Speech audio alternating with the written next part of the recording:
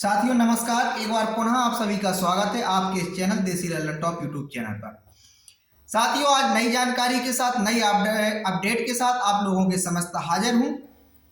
तो साथियों एक राहत भरी खबर आई है गवर्नमेंट ऑफ इंडिया की तरफ से।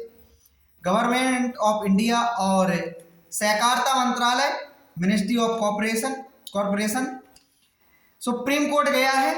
सहारा की सोसाइटियों के मामले को लेकर चारों सोसाइटियों को सुप्रीम कोर्ट के समक्ष लेकर गया है। सहारा क्रेडिट कोऑपरेटिव सोसाइटी, हमारा इंडिया क्रेडिट कोऑपरेटिव सोसाइटी, सहारा यूनिवर्सल मल्टीपर्पज और स्टार मल्टीपर्पज। जैसा कि आप सभी लोग जानते हैं कि 80-90% भुगतान सहारा की जिन कंपनियों और सहारा की जिन सोसाइटियों में निवेशकों का बाकी है वो है सहारा समूह की यही 4 सोसाइटियां, जहां अधिकांशता देश के नागरिकों का भुगतान बकाया है।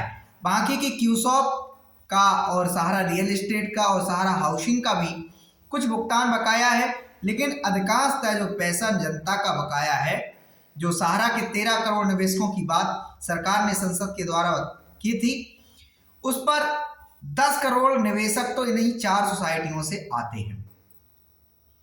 तो साथियों आप लोगों को बताना है कि गवर्नमेंट ऑफ इंडिया की तरफ से भारत सरकार के वकीलों की तरफ से दिल्ली हाई कोर्ट में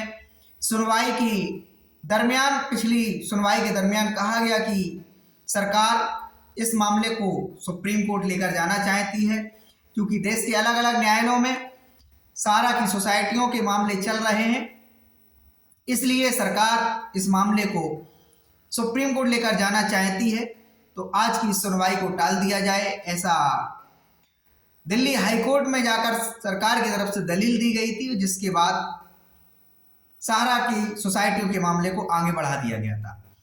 तो जानकारी आई है साथियों कि 22 फरवरी को सरकार की तरफ से माननीय सुप्रीम कोर्ट में याचिका दाखिल की गई और उसको एडमिट कर लिया गया, स्वीकृत कर लिया गया है। अब उस पर हालांकि अभी तक कोई सुनवाई के लिए कोई डेट तो नहीं आई है। ये तो आने वाले दिनों में ही जानकारी कोई जैसी प्राप्त होगी आप लोगों को उपलब्ध कराऊंगा।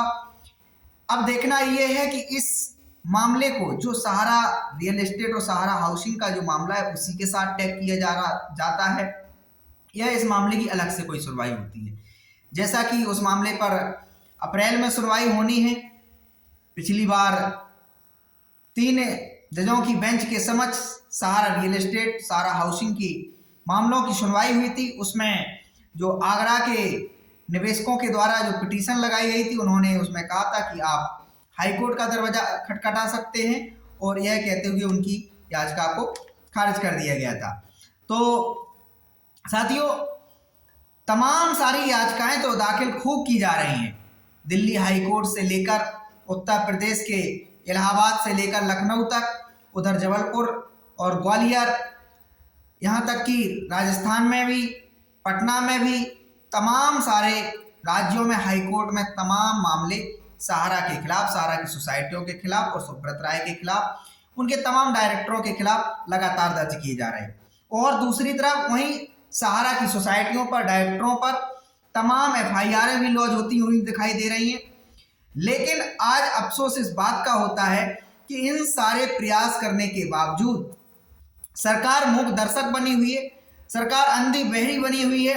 लोग सड़कों पर भी मांग कर रहे हैं, वर्ड्स एक्ट के तहत जनपद के जिलाधिकारियों के कार्यालयों में जाकर भी आवेदन दे रहे हैं। हालांकि अभी तक इस मामले पर सरकार की तरफ से कोई गंभीर कदम उठाता हुआ नजर नहीं आ रहा है।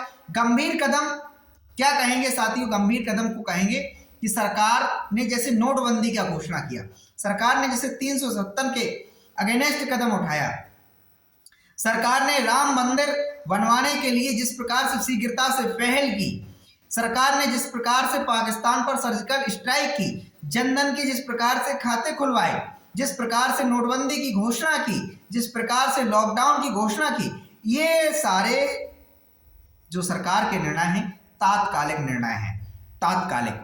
और सहारा के मामले में सरकार अलग ही नजर आती है।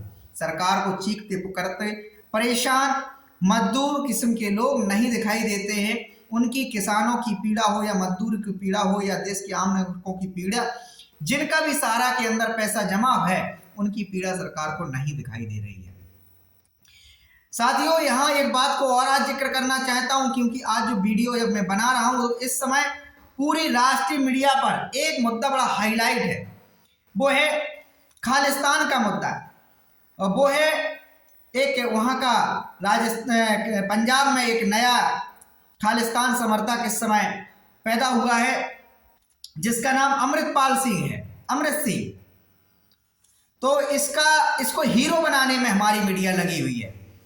जिसके बारे में पूरी दुनिया अभी तक नहीं जानती है, जिसके बारे में पूरी दुनिया को कोई अवगत ही नहीं है, उसको हमारी आज तक वाले, इंडिया टुडे वाले, बड़े बड़े तमाम जो राष्ट्रीय चैनल्स हैं, उसी को हम देख रहे हैं। पिछले 10, 12, 15 घंटे से कंटिन्यूअस वही मुद्दा चलाया जा रहा है, जिससे कि दुनिया उसके बारे में अवगत हो। और जब अमृतपाल सिंह के बारे में दुनिया अवगत हो जाएगी, तो बहुत सारे लोग उससे प्रेरणा लेंगे तो खालिस्तान के समर्थन में आवाज भी बुलंद होगी, और फिर सरकार को फिर तमाम प्रकार की क्रियाओं से गुजरना पड़ेगा, अमृतपाल के खिलाफ एक्शन लेना पड़ेगा, और जो खालिस्तानी जो नए समर्थक पनपेंगे उनके खिलाफ एक्शन लेना पड़ेगा, और तमाम प्रकार की सेना जिस प्रकार से भिंडरवाले के खिलाफ एक्शन लेना पड़ा था, उस प्रकार का सरकार को एक्शन लेना पड़ेगा। मतलब कि ये मीडिया हमारी, जो सहारा इंडिया कभी 15 लाख लोगों को रोजगार देता था, जीविकोपार्जन का साधन था, उसके बारे में आज दिन तक कभी ये मक्कार मीडिया ने कभी भी इस प्रकार के बड़े प्रोग्राम नहीं चलाए, जिससे देश की सरकारों पे असर हो, सीबीपी असर हो, और देश को समझ सके कि सहारा के मामले में क्या होना चाहिए। कभी नहीं चलाया। कभी सहारा इंडिया परिवार के द्वारा भारतीय क्रिकेट टीम को खेलों को प्रायोजन किया जाता था, उनको प्रोत्साहन किया जाता था, गरीबों की विवाहों में सहारा के द्वारा योगदान दिया जाता था, निवेशक सहारा से लगातार विथ इंटरेस्ट भुगतान प्राप्त करते थे। लेकिन कभी जो देश के विकास की बातें होती, जो सामाजिक पहल की बातें होती, हमारी मीडिया कभी उठाती हुई नजर नहीं आती। लेकिन इस समय पंजाब के एक थाने में एक अमृतपाल सिंह जो है, उसके किसी समर्थक के खिलाफ एफआईआर लॉन्च किया गया, और एफआईआर लॉन्च किया गया, इसके बाद उसको गिरफ्तार किया गया, इसके बाद उसको जेल भेजा गया। अब उस एफआईआर को खारिज करवाने के लिए अमृतपाल सिंह ने वहां के पंजाब पुलिस के एक स्थानीय लोकल थाने पे अपने समर्थकों के साथ धावा बोल दिया। स्थानीय मामला था, पुलिस को वहां पर उस मामले को पुलिस दबा भी सकती थी अगर राष्ट्रीय मीडिया में नहीं आती, ऐसे लोगों के खिलाफ पुलिस एक्शन भी ले सकती थी।